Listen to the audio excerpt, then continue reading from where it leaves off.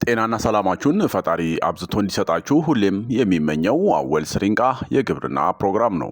አወል ስሪንቃ የግብርና ፕሮግራም ሁልጊዜ ስለ ግብርና መረጃ እየሰጠ ስለ ግብርና ግንዛቤ እየፈጠረ ያለ ፕሮግራም ነው። አወል ስሪንቃ የግብርና ፕሮግራም ዛሬ ይዤ የመጣሁት ድንች አመራረት ዙሪያ መረጃ ልሰጣችሁ ነው። ከፍተኛ የድንች ምርትን እንዴት ማግኘት እንችላለን፣ እንዴት ማምረት እንችላለን የሚለውን ሀሳብ የሚመልስ ነው። በኢትዮጵያ የድንች ምርትን በተሳካ ሁኔታ ለማምረት አርሶ አደሮች የተለያዩ ሁኔታዎችን ግምት ውስጥ ማስገባት አለባቸው።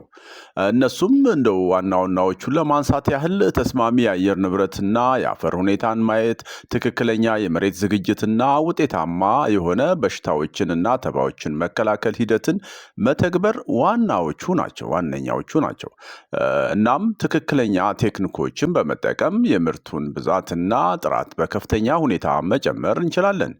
ስለሆነም የድንች ምርትን ከፍ ለማድረግ አስፈላጊ ሂደቶች ከዚህ በታች ቀርበዋል።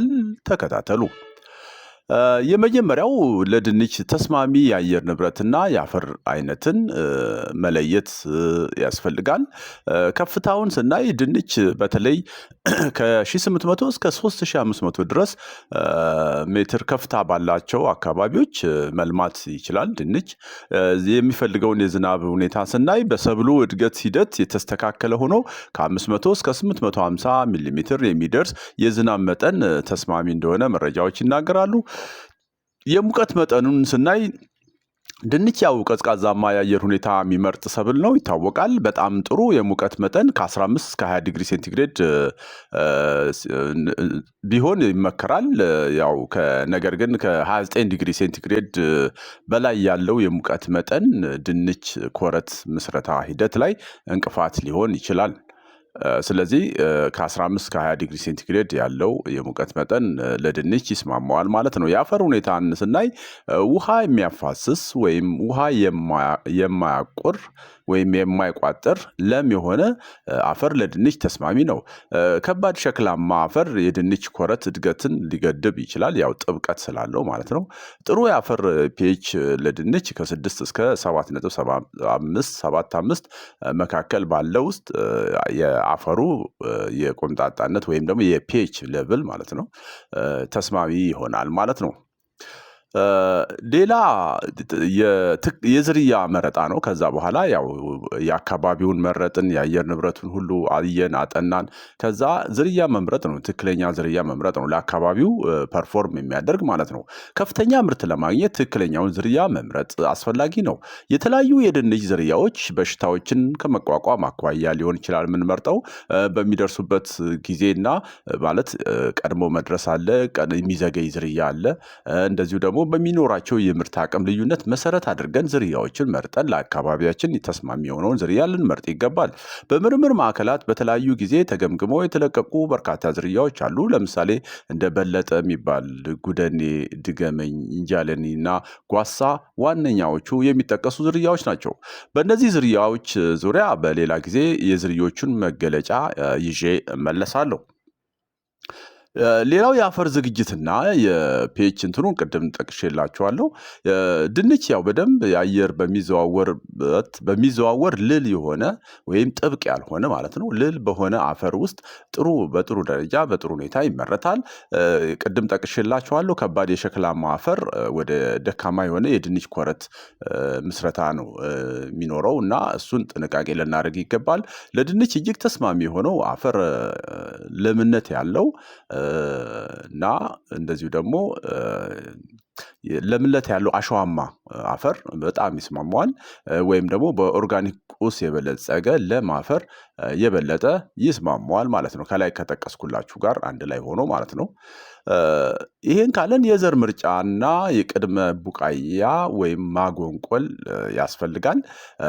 ኢንፌክሽንን ለመከላከልና ጤናማ እድገትን ለማረጋገጥ ከበሽታ ነፃ የሆነ የድንች ዘር መጠቀም ያስፈልጋል። ቅድም ያው ዝርያን የመረጥነው ዝርያ ከመርጠን ደግሞ ከዝርያው ላይ ጤነኛ የሆነ ዘር መምረጥ አለብን ማለት ነው። ከመትከላችን በፊት ቀደም ብለን እንዲያጎነቁል ማድረግ ይኖርብናል፣ ስፕራውት እንዲያደርግ ማለት ነው። ለዚህም የድንች ዘርን ከ2 እስከ 3 ሳምንታት በሞቃትና ጥሩ ብርሃን ባለው ቦታ ውስጥ ማስቀመጥ ይኖርብናል። ይህ ሂደት ከተከልን በኋላ ጠንካራና ፈጣን እድገት ይፈጥርልናል። ለአንድ ሄክታር የሚያስፈልገን የዘር መጠን 20 ኩንታል ዘር ያስፈልገናል። የተከላ ሂደቱን ስናይ በሽታን ለመቀነስና ከፍተኛ ምርትን ለመጨመር የተረጋገጠ የድንች ዘር ልንጠቀም ይገባል። ቅድም ጠቅሼላችኋለሁ። ከመትከላችን በፊት የድንች ዘርን ማጎንቆል ወይም ማብቀል ስፕራውት ማድረግ ቅድም ጠቅሼላችኋለሁ። ይህም ይገባል። ይህም በፍጥነት ስር ለመመስረት ይረዳችኋል። ስንተክል ያጎነቆልነውን ክፍል ወደ ላይ በማድረግ በ75 ሴንቲሜትር በተዘጋጀ መስመር በ30 ሴንቲሜትር በተክሉ ወይም በምንተክለው ድንች ርቀት ጠብቀን ልንተክል ይገባል። ስንተክል 10 ሴንቲሜትር ጥልቀት እንዲኖረው ልናደርግ ይገባል። በአፈር ማለት ያው ድንቹን የምንተክለውን ድንች ስናስቀምጥ በ10 ሴንቲሜትር ጥልቀት ባለው እንደ ጉድጓድ ነገር ፈጥረን ማለት ነው። ከዛ ያሱን አፈር ማልበስ ማለት ነው። የማዳበሪያ መጠንን ስናይ ለአንድ ሄክታር 150 ኪሎ ግራም ዳፕ ሲያስፈልገን በምንተክልበት ጊዜ ሁሉንም እንጨምራለን። 120 ኪሎ ግራም ዩሪያ ለአንድ ሄክታር ያስፈልገናል። ሆኖም ስንጨምር ግማሹን በተከላ ወቅት፣ ቀሪውን ግማሹን ደግሞ ከ2 ሳምንት በኋላ ልንጨምር ይገባል። የመስኖና የእርጥበት ሁኔታውን ስናይ ድንች በተለይም ኮረቱን በሚመሰርትበት ጊዜ የማያቋርጥ እርጥበት ያስፈልገዋል። የውሃ እጥረት ከገጠመው ወደ ትናንሽ ኮረቶችን መመስረት ሊገደድ ይችላል። ውሃ እጥረት በሚገጥምበት ሰዓት አሁን ለምሳሌ ገበያ የሚፈልገው የመጠን አለ፣ የድንች መጠን ማለት ነው። ወይም ደግሞ እኛ ልናመርት የምንፈልገው የድንች ሳይዝ ወይም መጠን ይኖራል። ወይም ደግሞ ዝርያው በተፈጥሮ ተለቅ ያለ ሊሆን ይችላል፣ ገበያ የሚፈልገው ሊሆን ይችላል። የዛን ሳይዝ ይዞ እንዳይመረት ወይም ደግሞ እንዳናመርት ሊያደርገን ይችላል ማለት ነው። የውሃ እጥረት ከገጠመን ከመጠን በላይ ውሃ ደግሞ መበስበስን ያመጣዋል። ስለሆነም የፈንገስ በሽታዎችን ለመቀነስ ከመጠን በላይ ውሃ ማጠጣትም ልናስወግድ ይገባል ማለት ነው። ስለዚህ ጥንቃቄ ልናደርግ ይገባል፣ ውሃ በምናጠጣበት ሂደት ላይ ያለውን ነገር ማለት ነው። መስኖ የምንጠቀም ከሆነ ግን ያው የጠብታ መስኖ ቢሆን ይመከራል፣ የውሃ መቆጣጠርን ለመከላከል ተስማሚ ስለሚሆን።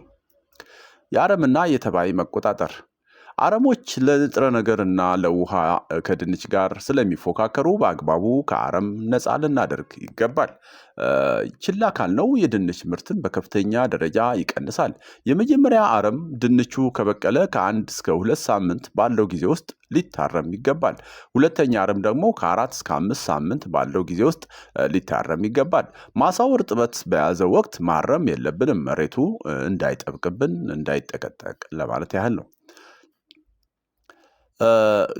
ከዛ ውጪ ያው የድንች ላይ አረም በተቆጣጠርን ቁጥር ከተባይ ጋርም ተያይዞ የሚመጡ ችግሮችንም መቀነስ ይቻላል።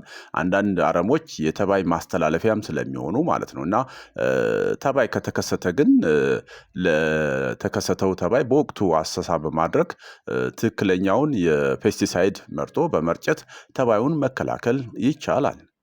ሌላው አፈር ማስታቀፍ ነው። የድንች እጽዋት በሚበቅሉበት ጊዜ አፈርን ማስታቀፍ ወሳኝ ተግባር ነው። ድንችን በሚገባ አፈር ካሳቀፍን ኮረቶቹን ከፀሐይ ብርሃን እንድንጠብቅ ይረዳል። በዚህም አረንጓዴና መርዛማነትን እንዳይፈጠር መከላከል እንችላለን። የበርካታ ኮረቶች እድገትን ያበረታታል፣ አፈር በማስታቀፍ ማለት ነው። እንዲሁም የውሃ ፍሳሽን ማሻሻልና አረሞችን መከላከል ያስችላል በማስታቀፋችን ማለት ነው። ማስታቀፍ ቢያንስ 2 ጊዜ መከናወን አለበት። የመጀመሪያው ተክሎቹ ከ15 እስከ 20 ሴንቲሜትር ቁመት ሲኖራቸው፣ ሁለተኛው ደግሞ ከ2 እስከ 3 ሳምንታት በኋላ ልናስታቅፈው ይገባል። የበሽታ ቁጥጥር ድንች ለተለያዩ በሽታዎች የተጋለጠ ሲሆን በዚህም ምክንያት ምርቱ በእጅጉ ይቀንሳል። በድንች ማሳ ላይ ከተለመዱ በሽታዎች ውስጥ በአብዛኛው እንደ ሌት ብላይት እና እርሊ ብላይት ዋነኞቹ ናቸው፣ የድንች በሽታ ላይ ማለት ነው። በድንች በሽታና ተባይ ዙሪያ ያው ቅድም ጠቅሻለሁ በተወሰነ ደረጃ፣ በሌላ ጊዜ በሰፊው መለስበታል፣ በጣም ሲሪየስ ስለሆነ ማለት ነው እና በድንች ላይ በጣም ይሄ በተለይ ሌት ብላይት የሚባለው በሽታ በተለይ እና በጣም ሴንሲቲቭ ነው። ዞሮ በቀጣይ ትኩረት አድርገን እስከነ መከላከያው ይዤ ለመምጣት እሞክራለሁ። ከዛ ምርት መሰብሰብና ማከማቸት ነው። ድንች በተለምዶ የሚሰበሰበው ቅጠሉ እንደ ዳይባክ ወይም ደግሞ ከላይ ያለው ጫፉ እየሞተ ወደኋላ ይመጣልና ወይም ደግሞ እንደ ዳይባክ ይባላል። በአማርኛ ትንሽ እንትን ይላል።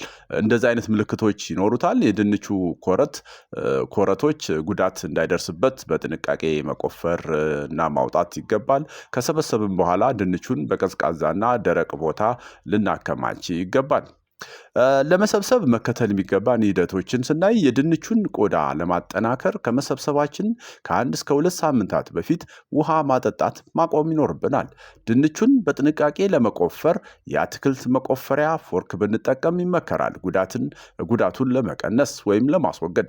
ለረጅም ጊዜ ለማከማቸት ድንቹን በቀዝቃዛ ማለትም ከ4 እስከ 10 ዲግሪ ሴንቲግሬድ በሆነ ጨለማና በደንብ አየር በሚዘዋወርበት ቦታ ውስጥ እንድናስቀምጥ ይመከራል።